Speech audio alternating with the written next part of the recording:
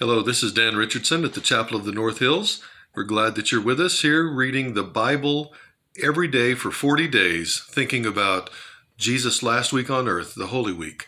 And today we read an excerpt from Matthew 21, where after he has cleansed the temple and he's caused such a commotion, the religious authorities, the religious leaders, had come up to him and they were asking him, demanding of him, why he has the right to do what he does, why he has the right to go around saying the things that he does, doing the things that he does. Who does he think he is anyway? And so they were trying to demand from him his credentials.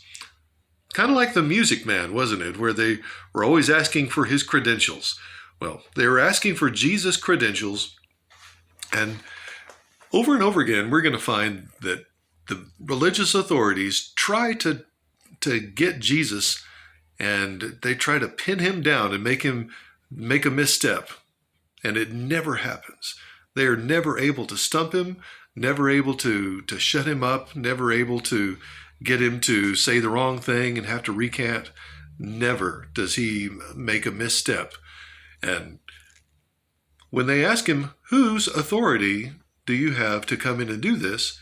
He said, well, let me put it to you. Let me give you a question. And he reads to them, or he asks them, likewise, if you tell me by what authority I do these things, if you can tell me the answer to this riddle here, or this question, the baptism of John, where was it from? From heaven or from men? And then they knew they were stumped, because everybody loved John.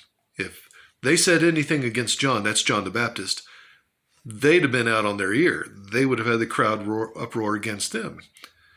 And so they had to admit that John's baptism was real and authoritative, and John had baptized Jesus.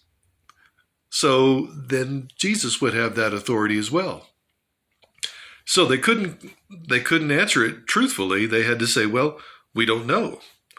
And Jesus said, well, then I'm not going to tell you the authority that I have.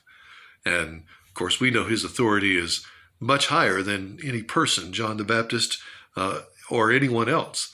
His authority is straight from God. And so he tells them a parable here, and the parable is about the two sons.